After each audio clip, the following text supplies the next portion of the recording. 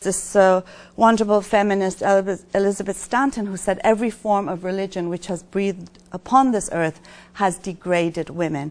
And I agree with that statement. So it's not just Islam.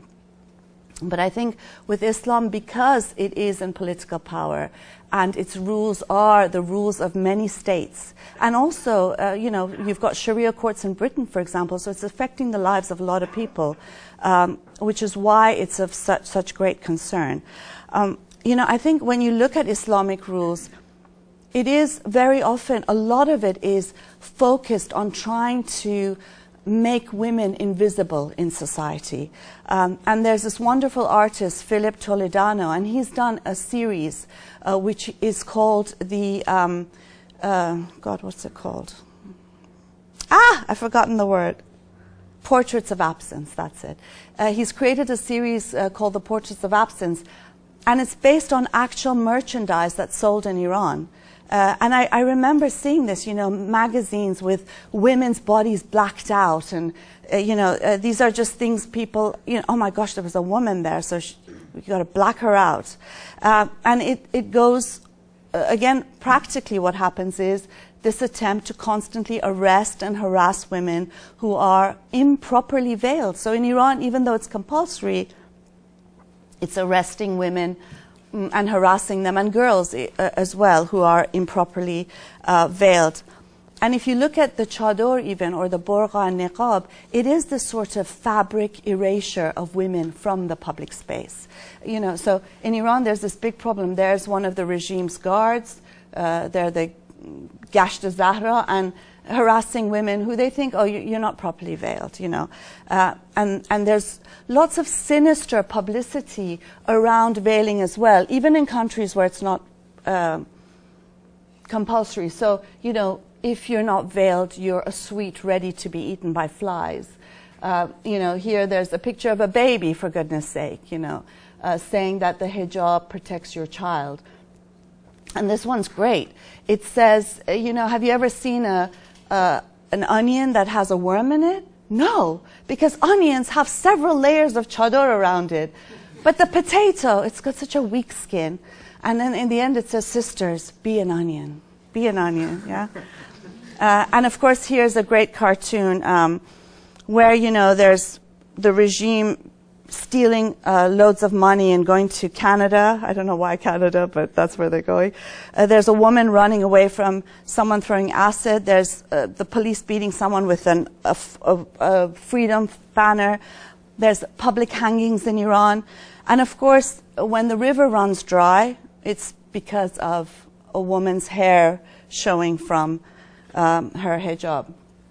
And that's exactly what they say all the time. And of course, there's these sort of images, you know where Sarah and I are going.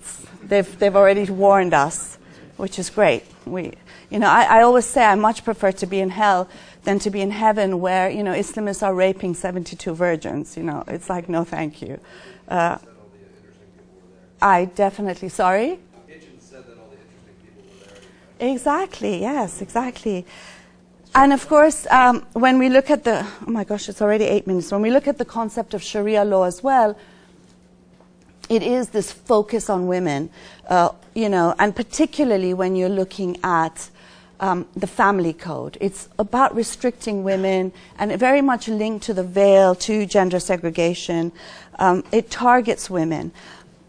And I think one of the things is that there is this contradiction, because we often see how Islam and Islamic states and the religious right in general, they try to keep women out of the public space.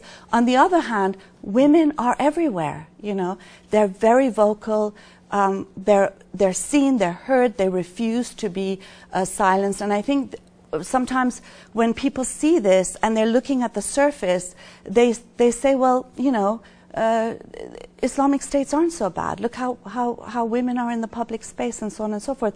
And I think this is a contradiction that if you look on the surface, you might see it that way, but it's thanks to women's resistance and not thanks to Islam or Islamic reformers, as they call it.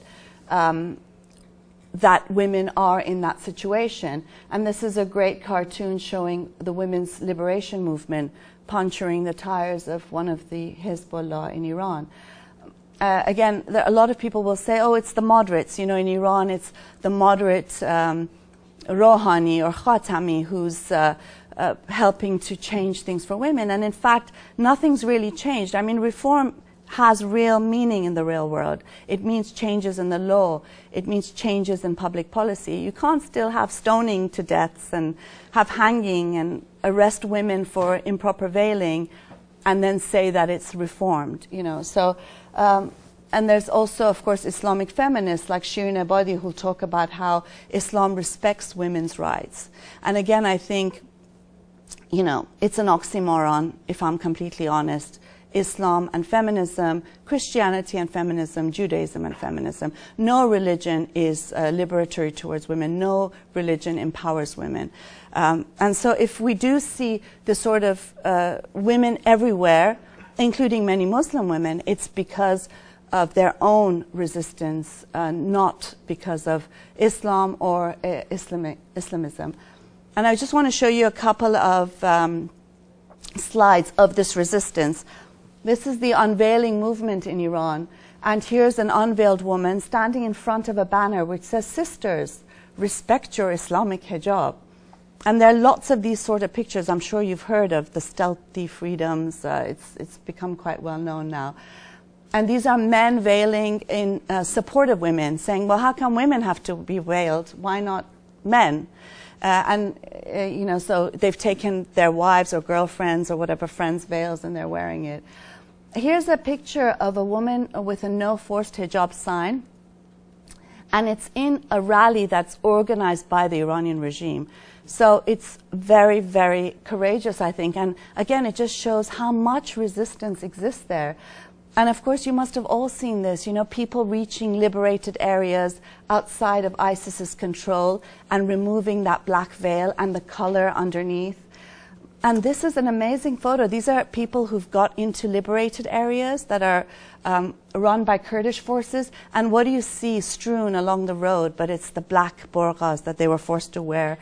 And this is a gorgeous photo of a Kurdish fighter pulling down a sign that ISIS had put up telling women how to dress.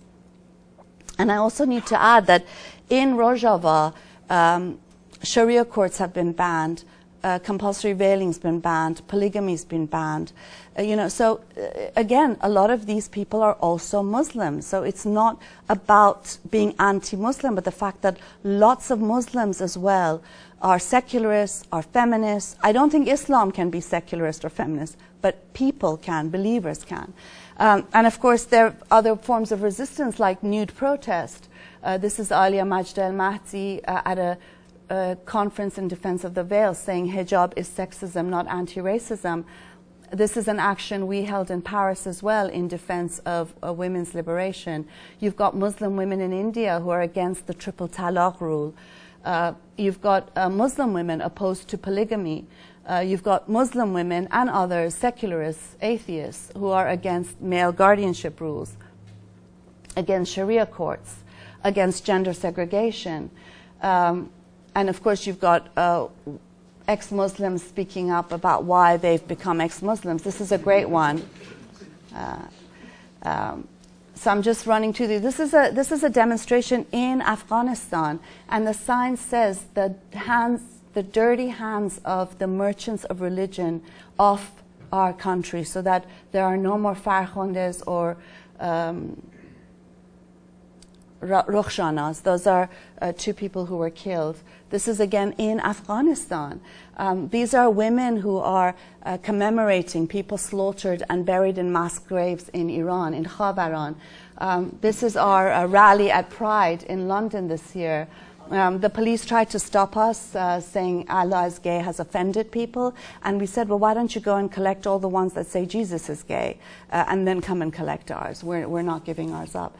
And of course, we had lots of support, but we also had a complaint by the East London Mosque, which is a center of Islamophobia, homophobia. No, we're the Islamophobes, according to them. But the East London Mosque is run by Jamaat-e Islami, which is like the Salafis of South Asia. and they have complained, and Pride has said that they're going to see whether they're going to let us back next year. So again, this idea that, you know, the community is homogenous, and people like the East London Mosque represent Muslims, and we're the ones who are homophobic, and so on and so forth. You've got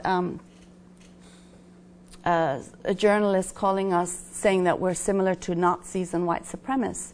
And again, I didn't really see any Nazis or white supremacists at Gay Pride. I don't think they're really pro-LGBT rights.